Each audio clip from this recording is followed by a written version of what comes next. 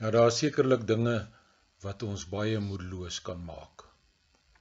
En daarom is 2 Korintiërs 4 vers 1 vir ons baie belangrik. Daarom, aangesien ons hierdie bediening het volgens die barmhartigheid wat ons ontvang het, gee ons nie moed op nie. Ja, is jy dalk moedeloos?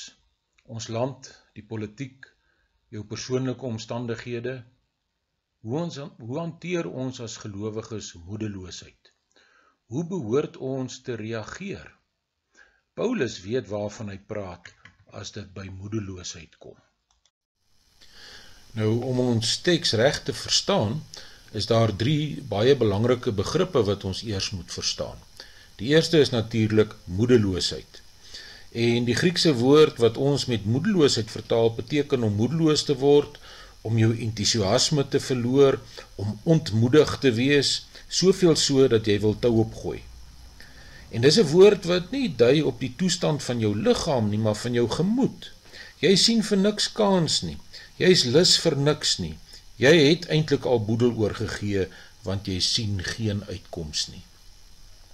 Die tweede baie belangrike begrip is barmhartigheid, en ons kan dit ook met ontferming of met deernis vertaal. En hierdie Griekse woord beteken om diep besorg te wees oor iemand wat in groot nood verkeer, om genade te betoon aan so 'n persoon, om barmhartigheid te betoon, om jou oor iemand te ontferm, om innig met iemand mee te leef, om as het ware af te buk na 'n bedelaar en jou hand van hulp na hom toe uit te steek om hom te help. Die derde belangrike woord wat in ons teks voorkom wat ons moet verstaan is die woord bediening. En hierdie Griekse woord het jy dalk al gehoor, diakonia. En ons woord, Afrikaanse woord diaken, is van diakonia afgelei.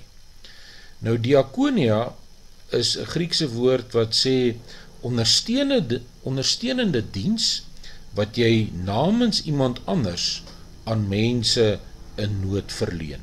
En dis tog wat Paulus gedoen het. Hy het namens Christus ondersteunende diens aan verlore gaande mense gelewer deur die lewegewende evangelie aan hulle te verkondig. En dit is wat ons elkeen moet doen. Jy hoef nie in 'n ampt te staan om dit te doen nie. Nee, elke gelowige staan tog in die ampt van gelowige. Ons moet bedienaars wees van God se genade en liefde. Ons moet ondersteunende diens lewer aan mense in nood. En hierdie 3 begrippe in ons teks is belangrik. Moedeloosheid, barmhartigheid en bediening. Nou ja, 2 Korintiërs 4 vers 1 sê, daarom, aangesien ons hierdie bediening, hierdie diakonia, het volgens die barmhartigheid wat ons ontvang het, gee ons nie moed op nie. Dis die rede waarom Paulus kon aanhou om die evangelie te verkondig en nie moedeloos word nie en nie tou opgooi nie. Omdat God hom oor ons ontferm. Omdat God barmhartigheid aan ons bewys. En God doen dit op 2 maniere.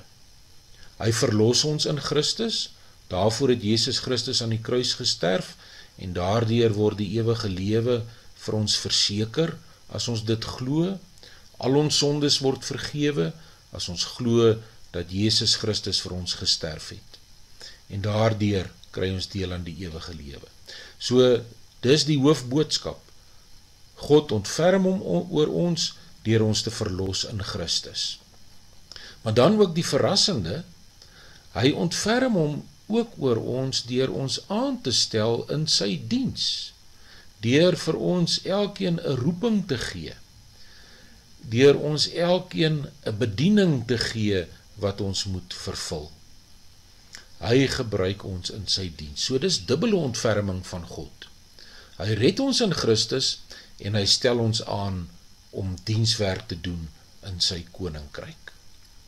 En as ons so daaraan dink, dan sien ons dat hierdie ontferming wat God aan ons gee, ons eintlik verstom moet laat. Dit is soos iemand wat 'n bedelaar sien verdrink in 'n rivier. Hy red hom uit die rivier, maar dis nie al wat hy doen nie. Hy stel hom ook aan in sy fabriek, sodat hy werk kan hê. En dis presies wat God met ons doen. Daarom, aangesien ons hierdie bediening het, volgens die barmhartigheid wat ons ontvang het, gee ons nie moed op nie. Ons kan dus by Paulus leer hoe om moedeloosheid te beveg. Hy sê in ons teks wat sy strategie teen moedeloosheid is. Wat is dit? Hy herinner homself en die Korintiërs aan die volgende. God het hom oor my ontferm. Hy het hom op 2 maniere oor my ontferm. Hy verlos my in Christus en hy het die bediening aan my toevertrou. Die woord sê dus, moedeloosheid word bestry deur herinner te word aan God se dubbele ontferming en deur sy bediening uit te voer. God verlos my en hy stel my aan in sy koninkryk en dit gee vir my moed. Kom ons bid saam daaroor. Onse Vader wat in die hemel is, ons dankie vir hierdie heerlike troos van u dubbele ontferming oor ons. Dat u ons verlos in Christus, maar dat u ons ook aanstel in u koninkryk. Dat u vir ons 'n roeping gee. En ons dankie dat ons ook hier by Aros die geleentheid het om ons voor te berei vir ons roeping, sodat ons ook op hierdie manier in u diens kan staan. Onderwysers wat u woord uitdra aan jong kinders. Ons weet, u alleen kan ons seën, u alleen kan vir ons sukses gee hierin.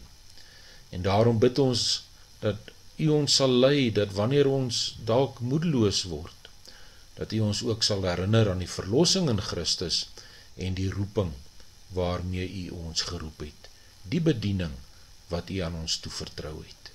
Ons vra dit in ons Here Jesus Christus se naam. Amen.